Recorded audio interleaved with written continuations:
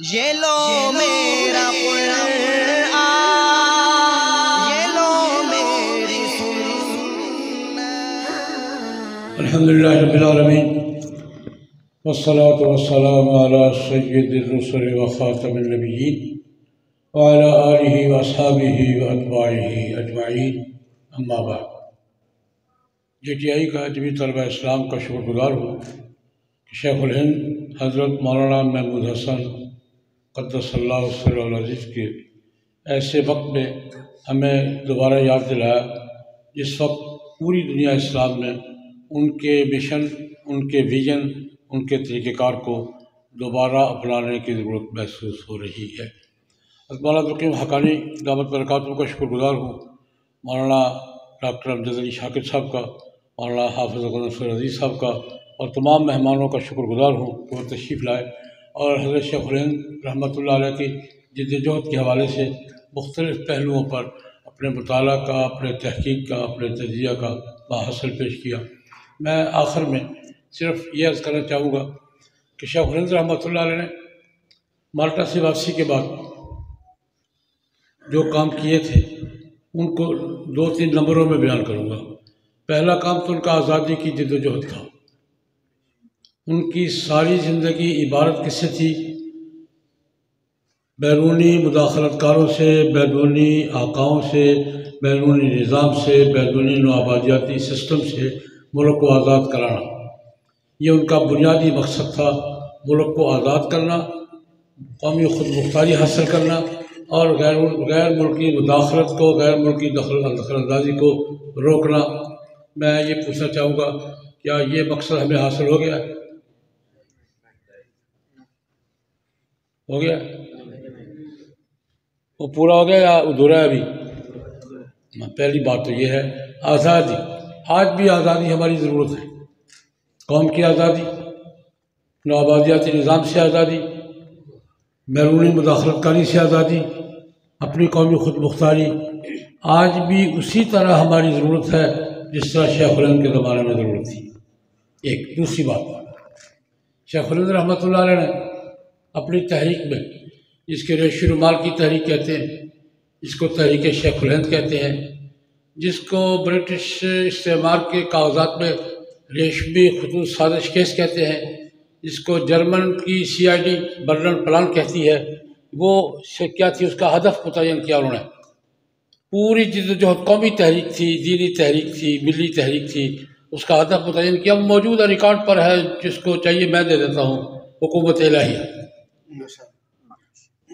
انہوں نے آزادی کا مقصد، اپنی جد و جہد کا مقصد حکومت الہیہ، نعرہ نہیں کتاب ہے، دستور ہے پورا کہ ہم جب آئیں گے تو ہمارا حکومت الہیہ ہوگی اور اس کا دستور یہ ہوگا۔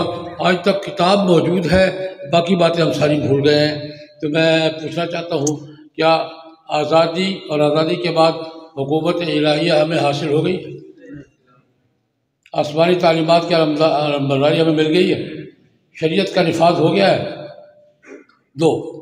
تیسری بات، انہوں نے یہ کیا تھا کہ ایک دور تھا مسلح جد و جہد کا، انہوں نے کہا کہ ہم اب مسلح جد و جہد نہیں کریں گے، سیاسی جد و جہد کریں گے، ہتھیار اٹھائے بغیر جنگ کریں گے، اور کی خلافت کی تحریک۔ ان کے اس ویژن پر سب سے پہلی تحریک ملک میں منظم ہوئی، کلکتہ سے پشاور تک خلافت کی تحریک پرامن تھی، اور خلافت کی تحریک پورے بر صغیر میں لوگ سڑکوں پر تھے اور اسٹریٹ پاور پوری قوت کے ساتھ میدان میں تھی۔ آج وہ اسٹریٹ پاور ہم سے گم ہو گئی ہے۔ کیوں جی؟ خیر گم ہو گئی ہے، گم ہو گئی ہے۔ چوتھی بات، شیخ الہند رحمۃ اللہ علیہ نے چوتھا کام یہ کیا تھا کہ دونوں قیادتوں کو اکٹھا کیا تھا۔ تمام تر اختلافات کے باوجود دیوبند اور علی گڑھ کو ایک سٹیج پر کھڑا کیا تھا، اور شیخ الہند کے بعد جتنی تحریکیں چلی ہیں سب میں علماء کرام اور آج علی گڑھ کے ساتھ اکٹھے رہے ہیں۔ مولانا محمد علی جوہر کسی دیوبند کے فارغ نہیں تھے، مولانا شوکت علی کسی مدرسے کے فارغ نہیں تھے، مولانا ظفر علی خان کسی مدرسے کے علی گڑھ کے علیگ تھے، لیکن مولانا محمد علی جوہر، مولانا شوکت علی مولانا ظفر علی خان، ان کو مولانا کا ٹائٹل کس نے دیا؟ شیخ الہند نے۔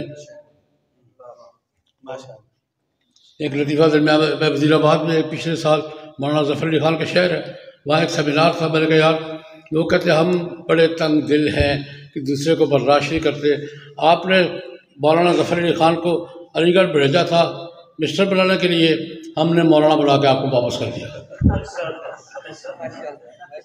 یہ ہوا ہے نہیں ہوا؟ لیکن ہم سے زیادہ فراخ دل کون ہوگا؟ ہم مولانا جوہر کا نام لیتے، حضرت مولانا رئیس الاحرار حضرت مولانا محمد علی جوہر، بابا صحافت حضرت مولانا ظفر علی خان، بابا سیاست حضرت مولانا شوکت علی رحمہ اللہ تعالیٰ، اور ساتھ پورا بھرپور رحمہ اللہ تعالیٰ کہہ کے ان کو اپنا قائد کہتے ہیں۔ ہم تنگ دل ہیں یا تم تنگ دل ہو؟ لیکن یہ بات درمیان میں چھوڑتے ہوئے میں عرض کروں گا کہ انہوں نے کیا کیا، دونوں قیادتوں کو اکٹھا کیا۔ آج دونوں قیادتیں اکٹھی ہیں، یہ چوتھا نمبر میں نے بیان کیا ہے۔ پانچواں نمبر، انہوں نے کہا آپس کے جھگڑے چھوڑ کر قرآن پاک اور سنت رسول پر واپس آ جاؤ۔ 5 نکات ہیں ان کی تحریک کے: آزادی کامل، حکومت الہیہ، اور کیا؟ دونوں عناصر اکٹھے ہو کر قیادت کرے۔ یہ جدید قدیم کی بات چھوڑو، اکٹھے ہو کر قوم کی قیادت کرو اور قرآن پاک کی طرف واپس آؤ۔ یہ ان کی جد و جہد کے 5 نکات ہیں، آج بھی اسی طرح کھڑے ہیں جیسے ان کے زمانے میں تھے، اور جو جد و جہد ان سے کی تھی ہماری محبت اور عقیدت ہم سے تقاضا کر رہی ہے کہ انہیں 5 نکات کے لیے محنت کرے، قومی آزادی کے لیے محنت کرے، قومی خود مختاری کے لیے محنت کرے۔ انہوں نے کی تھی ایسٹ انڈیا کمپنی اور برٹش استعمار کے خلاف، ہماری جد و جہد کس کے خلاف ہوگی؟ IMF کے خلاف، ورلڈ بینک کے خلاف، امریکہ کے خلاف۔ ضرورت ہے یا نہیں ہے؟ ان کو نچوڑ رہی تھی ایسٹ انڈیا کمپنی، ہمیں کون نچوڑ رہا ہے؟ IMF، ورلڈ بینک، عالمی مالیاتی ادارے ہمیں نچوڑ رہے ہیں۔ آج وہ بھی اسی طرح ہے، اور انہوں نے دونوں قیادتوں کو اکٹھا کیا تھا۔ آج ہم نے پھر دوبارہ الگ الگ جھنڈے سنبھالے ہوئے ہیں، اکٹھا ہونا ہوگا اور قرآن پاک اور سنت رسول کی طرف واپس آنا ہوگا، حکومت الہیہ کو اپنا ٹارگٹ بنانا ہوگا۔ یہ حضرت شیخ الہند کی تحریک کا خلاصہ 5 نکات کی شکل میں نے عرض کیا ہے۔ اللہ پاک ہمیں ان کی یاد منانے کے ساتھ ساتھ ان کے نقش قدم پر چلنے کی، ان کے ویژن اور جد و جہد کو اپنانے کی توفیق عطا فرمائے۔ میں ایک بار پھر اپنے معزز مہمانوں کا اور منتظمین کا شکر گزار ہوں۔ اللہ پاک ہمیں ان عزائم میں پیش رفت نصیب فرمائے اور آزادی اور کامیابی نصیب فرمائے۔ اللہم صلی اللہ علیہ وسلم، دعا حضرت فرمائیں۔